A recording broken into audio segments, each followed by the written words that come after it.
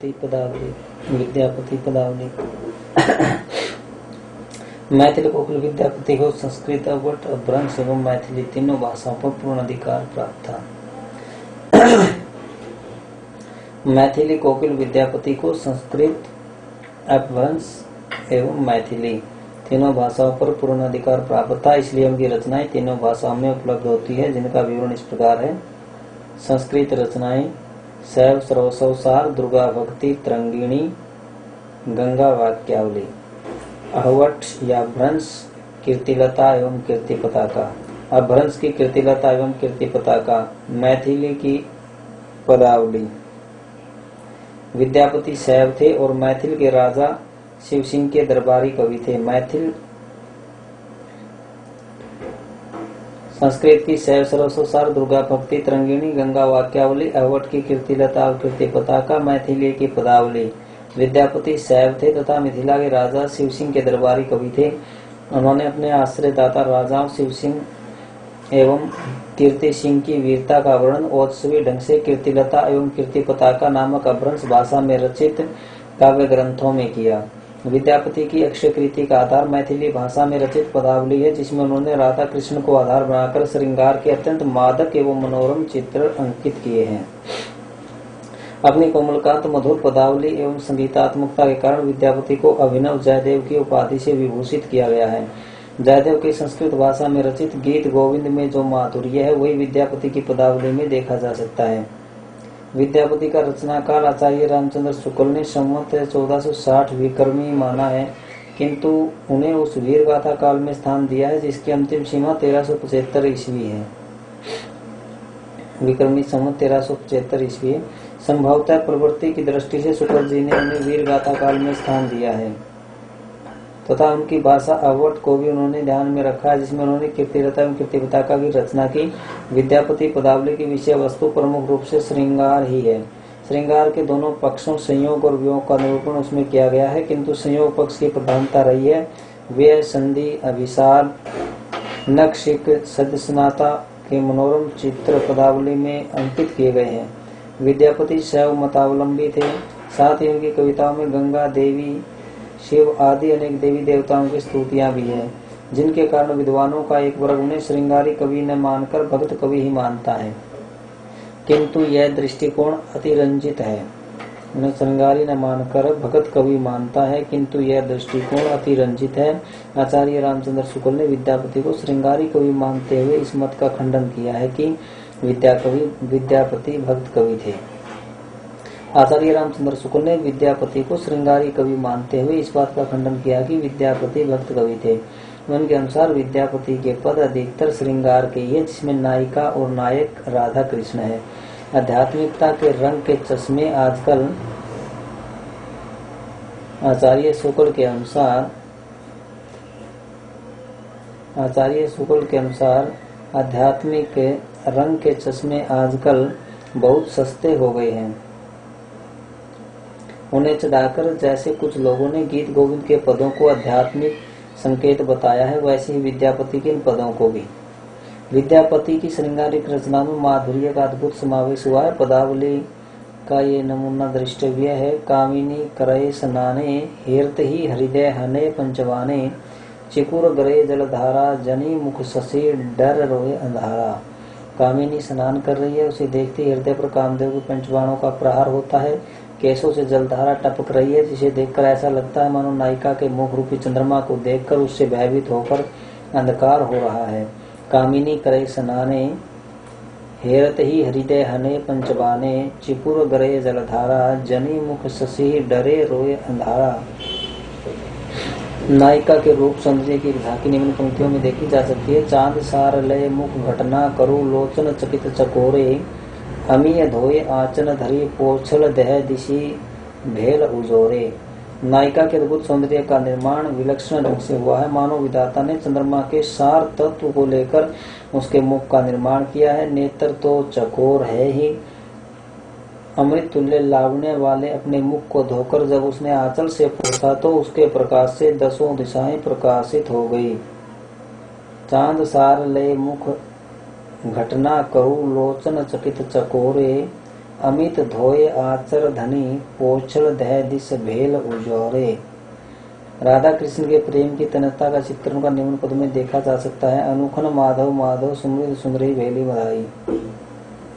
विद्यापति का काव्य काव्यत्व के सभी उपादानों से संयुक्त है। उसमें एक ओर तो भाषा का माधुर्य है तो दूसरी ओर अलंकारों की इंद्रधनुषी छटा विद्यमान है।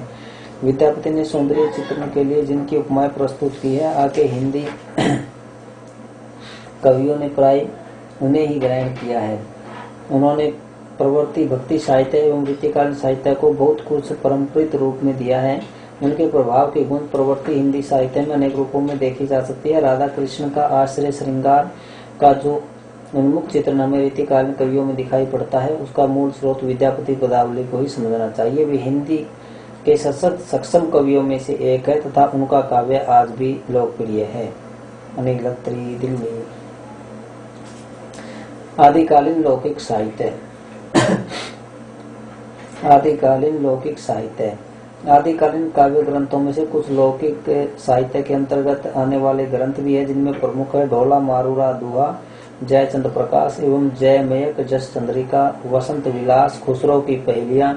यहाँ इस लौकिक साहित्य का संक्षिप्त परिचय प्रस्तुत किया जा रहा है। ढोला मारूरा दुहा। इस काव्य ग्रंथ में ढोला नामक राजकुमार और मारुणी नामक राजकुमारी की प्रेम कथा का वर्णन दोहा छंद में किया गया है। यह लोक प्रसिद्ध प्रेम गाथा आदिकालीन श्रृंगारी काव्य परंपरा की महत्वपूर्ण कड़ी है। कछुआ वंश के राजा नल के 3 वर्षीय पुत्र ढोला का विवाह पुंगल के राजा पिंगल की 1.5 वर्षीय कन्या मारवाणी से कर दिया गया था। जब ढोला बड़ा हुआ तो उसका दूसरा विवाह मालवा की राजकुमारी मालवणी से हो गया, जिससे मारवणी दुखी रहने लगी। उसने ढोला के पास विरह संदेश भिजवा, पर मालवणी ने उस संदेश को ढोला तक नहीं पहुंचने दिया। अंत में मारवाणी अपने उद्देश्य में सफल हो गई और ढोला को उससे पुनर्मिलन हो गया। ढोला मारूरा दुहा 11वीं शताब्दी में रचित एक लोक काव्य है। ढोला मारूरा दुहा 11वीं शताब्दी में रचित एक लोक काव्य है जो राजस्थान में अत्यंत लोकप्रिय रहा है। इस लोक काव्य को 17वीं सदी में कुशलराय वाचक ने कुछ चौपाइयां जोड़कर विस्तार दिया। इसका मूल रूप दोहों में मिलता है। इस काव्य ग्रंथ में विरहिणी मारवणी के विरह दग्ध हृदय की मार्मिक दशा का सुंदर चित्रण किया गया है।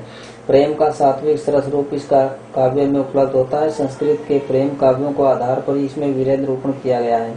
प्रकृति का चित्रण भी इसमें उद्दीपन रूप में हुआ है। ढोला मारूरा दुहा में जो परंपरा प्रारंभ हुई उसी का प्रतिफलन बिहारी के श्रृंगार रस के दोहों में सतसई में दिखाई पड़ता है। मारवणी के वियोग पक्ष एवं संयोग पक्ष के वर्णन अत्यंत भावपूर्ण एवं मार्मिक बन पड़े। आचार्य हजारी प्रसाद द्विवेदी एवं विशंबर प्रसाद मिश्र जैसे आलोचकों ने ढोला मारूरा दुहा के भाव गांभीर्य को परिष्कृत लोक रुचि का प्रतीक बताते हुए इसकी प्रशंसा की है। जयचंद प्रकाश एवं जयमेक जस चंद्रिका। जयचंद प्रकाश एवं जयमेक जस चंद्रिका, इन कृतियों की रचना क्रमशः भट्ट केदार एवं मधुकर कवि ने की। जयचंद प्रकाश की रचना भट्ट केदार ने, जयमेक जस चंद्रिका की रचना मधुकर कवि ने की। जयचंद प्रकाश भट्ट केदार, जयमेक जस चंद्रिका मधुकर कवि। यद्यपि ये अभी तक उपलब्ध नहीं माने जा सके, इन दोनों ग्रंथों का उल्लेख दयालदास कृत राठौड़ ख्यात नामक कृति में मिलता है। आचार्य रामचंद्र शुक्ल के अनुसार भट्ट केदार द्वारा रचित जयचंद प्रकाश कन्नौज के यशस्वी सम्राट जयचंद के जीवन चरित्र को आधार बनाकर लिखा गया महाकाव्य है, जिसमें जयचंद के शौर्य एवं प्रताप का वर्णन था। उसी प्रकार मधुकर कवि ने जयचंद के जीवन चरित्र पर जयमेक जस चंद्रिका लिखी थी। राठौड़ ख्यात में यह उल्लेख है कि इन्हीं ग्रंथों के आधार पर दयालदास ने कन्नौज का वृत्तांत लिखा था। अभी तक ये ग्रंथ प्राप्त नहीं हो सके हैं, इनके संबंध में और कोई विवरण उपलब्ध नहीं होता। वसंत विलास, इस कृति के रचयिता के बारे में कुछ ज्ञात नहीं है। इसमें 84 दोहों में वसंत एवं स्त्रियों पर पड़ने वाले उसके प्रभाव का मनोरम चित्रण किया गया है। आदिकाल में रचित यह कृति श्रृंगार एवं प्रकृति चित्रण की दृष्टि से उल्लेखनीय कृति कही जा सकती है। वसंत विलास ने कवि रोड़ा द्वारा रचित राववेल की श्रृंगारी परंपरा को चरम विकास तक पहुंचा दिया। इस ग्रंथ को पढ़ने के बाद यह स्पष्ट हो जाता है कि सूर के पदों की श्रृंगार भावना रीतिकालीन श्रृंगार भावना किसी पूर्व प्रचलित परंपरा का ही विकास है।